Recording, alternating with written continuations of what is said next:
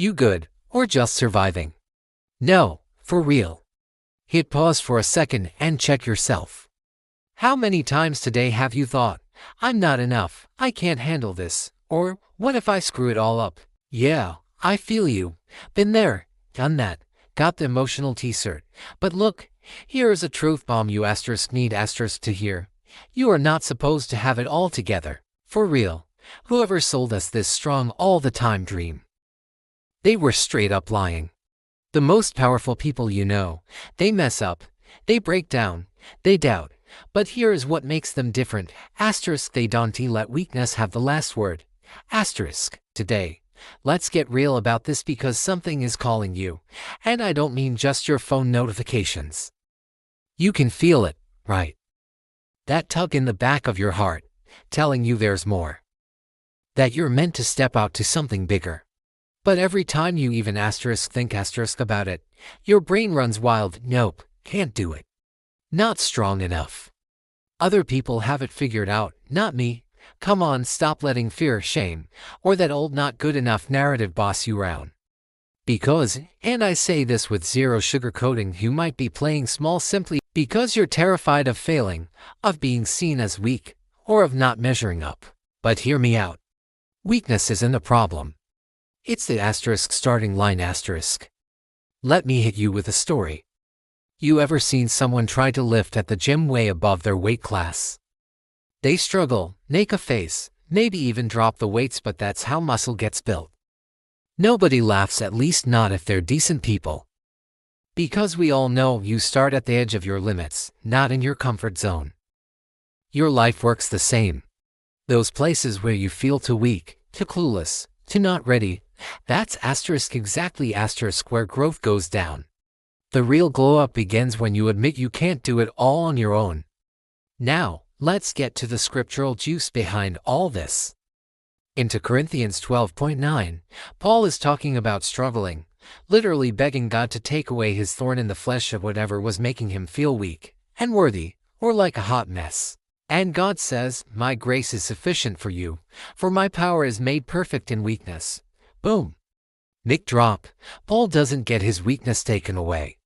He gets something way better, promise that every time he feels not enough, that's the exact place God's power shows up. Not less than, but stronger than ever . You're probably thinking, yeah, but that's Bible talk. My real life is messier. Try living through my deadlines, my anxieties, my family drama, my bank account. I get it, but living out this verse isn't just preacher talk, it's gritty, everyday courage. Let's talk real life. You want to start a business, but you're scared of going broke.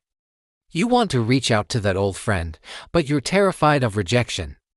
You dream about making art, or writing, or finally speaking up in class, but there's that voice that says, you'll look dumb. You'll fail. You're just not wired like those confident people. Here is the twist: those confident people have the exact same doubts. The only difference: they don't wait until the fear goes away. They walk forward, shaking knees and all, trusting that showing up, especially when you don't feel enough, is where the magic happens. Sometimes the bravest thing you can do is admit, I can't do this alone, that risk you're scared to take. That feel the fear and do it anyway move. That's where God's strength plugs into your weakness like a power outlet. So, let's flip the script. What if, instead of running from your weak spots, you walk into them? What if you made peace with the fact that, yeah, you'll mess up, you'll feel out of your depth, and maybe it'll sting. But on the other side of that, unbelievable strength you never knew was waiting. This isn't about being reckless, it's about being real. Own your imperfection. Don't fake it till you make it, face it till you break it . If you fall, brush the dirt off, and admit the mess. God's not impressed by your highlight reel, he's right at the scene of your worst, working it into something nobody saw coming. So here is your challenge for today. Where have you been playing small because you thought your weakness disqualified you? Name it. Say it out loud if you have to.